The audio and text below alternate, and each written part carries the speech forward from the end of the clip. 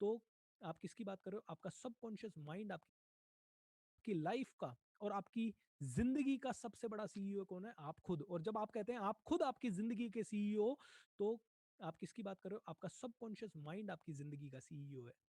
Okay, या कह दीजिए थोड़ा कॉन्शियस माइंड थोड़ा सबकॉन्शियस माइंड, ये ही आपकी जिंदगी के सबसे बड़े सीईओ हैं। अब सबकॉन्शियस माइंड को बहुत बड़ा तनाव आया रिश्तों के कारण, पता है किधर फेंकेगा? हार्ट पे। पता है किधर फेंकेगा? किडनीज पे। पता है किधर फेंकेगा? बैक पे। पता है किधर फेंकेगा? घुटनों पे।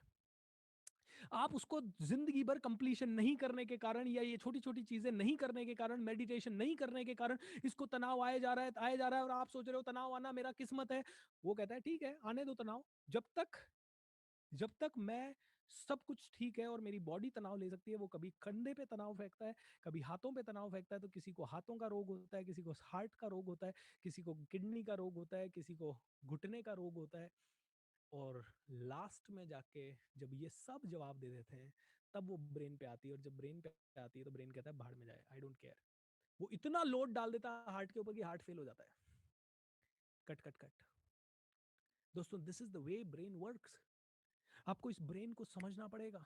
आप इसको तनाव तनाव सबसे ज्यादा डैमेजिंग है। और तनाव आता है रिश्तों से। रिश्ते में तनाव इसलिए आता है क्योंकि कंप्लीशन नहीं करते। देखिए, झगड़े तो होंगे रिश्तों में, मन मुटाव भी होंगे, लेकिन आप उसको दिल पे लगा के बैठ जाते हैं, या आप उस इंसान से नफरत करने लगते हैं। आप अपनी ऊर्जा उस इंसान को दे रहे हैं जिसको डिजर्व नहीं करता, या जिसको कोई परवाह नहीं है।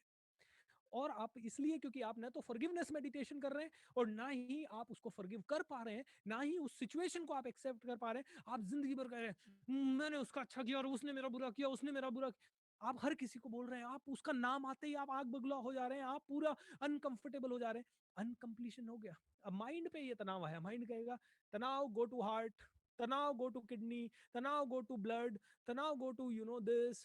एंड बॉडी के सारे रोग यहीं से ओरिजिनेट होंगे। आप ही आपकी जिंदगी में सारे रोगों को इनवाइट कर रहे हो। आप ही आपकी जिंदगी में सारी अच्छाइयों को इनवाइट कर रहे हो। माइंड जितना ज्यादा प्रसन्न रहेगा, माइंड कहेगा हार्ट पे जा, हार्ट में थोड़ा बहुत ब्लॉकेज भी होगा तो हार्ट का ब्लॉकेज खुल जाएगा अपने आप ही। दोस्तों, मैंने देखा है, मैंने समझा है, और मैंने खुद प्रैक्टिकली से एक्सपीरियंस किया है कि जब आप लोग अपने माइंड को प्रसन्न रखते हो तो रोग ठीक हो सकते हैं। मैं प्राणिक हीलर हूं, और मैंने काफी सारे प्राणिक हीलर्स के साथ समय बिताया है। हालांकि मैंने कभी भी बहुत समय लगता है, एंड उसके लिए मतलब मुझे सब छोड़ के फिर हीलिंग हीलिंग हीलिंग ही करना होगा, जो कि मैंने नहीं चुना। मैंने कहा ये मैं करता हूँ, और जितने भी हीलर्स हैं उनको, उन तक आप लोगों का संदेश पहुंचाता हूँ, या उन तक उनका संदेश आप लोगों तक पहुंचाता हूँ। प्राणिक हीलिंग एक ऐसी विद्या है जिसमें कि एक हीलर दूर से बैठ के आपको ऊर्जा देके हील कर सकता है। कहीं पे भी बैठा हुआ, इंडिया नहीं वर्ल्ड में कहीं पे भी इंसान बैठा हो, यहाँ से ऊर्जा देके उसको हील किया जा सकता है।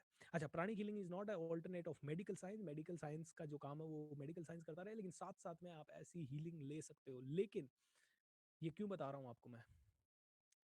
ये इसलिए मैं बता रहा हूँ दोस्तों, क्योंकि जब किसी दूसरे की थॉट से आप कहीं दूसरी जगह बैठे हुए हील हो सकते हो, एंड जटिल से जटिल रोग, मैंने देखा है थॉट्स का पावर।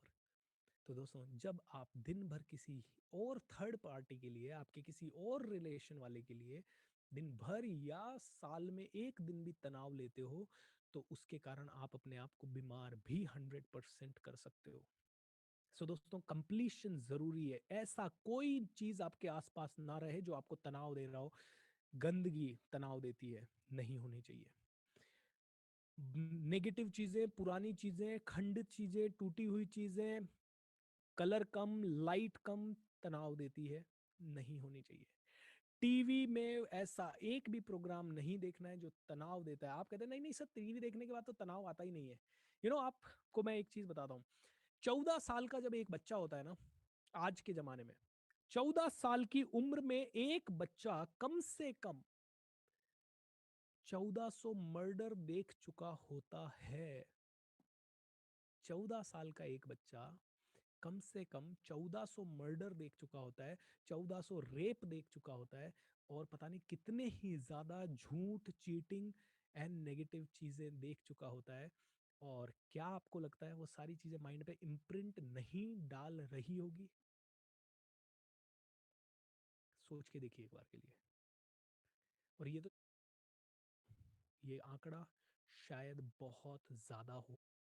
इतने अलग अलग तरीके से मर्डर करने के तरीके बच्चे ने देख। आई नो मैं बहुत सटली बात कर रहा हूँ। शुरू के 5 7 10 दिन बहुत ऊर्जा आपने प्रोग्राम में देखी। अब जो समझने वाली गहराई वाली बातें कर रहा हूँ, और गहराई वाली बात जब करते हैं तो यंगस्टर सबसे पहले बोर होते हैं। लेकिन दोस्तों, मैं आपको बोर करने के लिए या आपका समय वेस्ट करने के लिए ये चीज़ें नहीं कह रहा हूँ। मैं आपको इसलिए कह रहा हूँ क्योंकि ये अभी से समझ गए तो मैं आपको वादा करता हूँ 25 30 साल की एज तक, जब आप में से अगर कोई 18 साल का है तो 25 30 साल की एज तक आप जब तक पहुंचोगे, you will be a rock star. और इसके बहुत सारे एग्जाम्पल देता हूँ। मेरी टीम में सारी टीम मेरी नहीं, 17 साल का जब ये लड़का था तो अजमेर में